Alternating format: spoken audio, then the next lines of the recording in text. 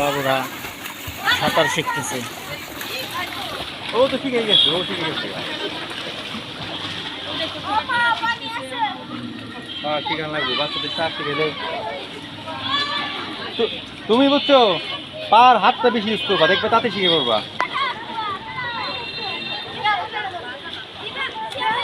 বোতল রেখে তারপর সাঁতার কাটতেছে।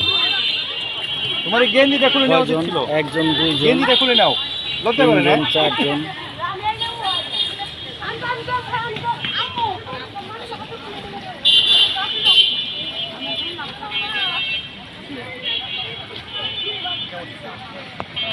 আর মাছে কামড় দিছে। তুমি তো এমনি পারবা এটা ছাড়া। এখন বন্ধু তার ছেলেকে সাঁতার শেখাবে। প্রতিটা বাচ্চারই সাঁতার শেখা দরকার। হ্যাঁ, কারণ বিশাল একটা টেনশন থাকে বাচ্চাদের নিয়ে। কারণ সাঁতার হলো, কারণ বাচ্চারা অনেক সময় পুকুরে পাড়ে যায়, কারণ অনেক সময় ঝগড়া লাগলো তার সাথে, ধাক্কা থাকলে খেলার ফলে পড়ে যেতে পারে। সেক্ষেত্রে পড়ে গেলে উঠে আসতে পারে, সাঁতার না শিখলে তো উঠতে পারবে না। যে কোনো সবাই সাঁতার শেখাটা খুবই দরকার আছে। ইচ্ছা করলে কিন্তু ঘুরতে যেতে পারবে না, নদীতে পুকুরে বেড়াতে পারবে না, সাগর তো প্রশ্নই আসে না। সে কারণে সাঁতার শেখাটা খুবই জরুরি প্রতিটা মানুষের বাচ্চা। এই তো হয়ে যাচ্ছে। ওটা ধরে সাঁতরা বা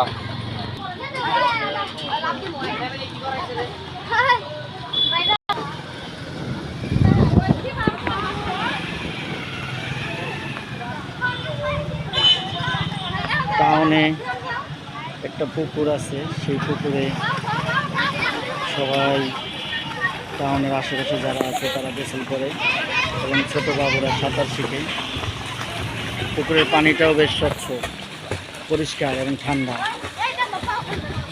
এবং উপরে গাছ আছে, এখানে বসা যায়, বসার ব্যবস্থা আছে অনেক সুন্দর।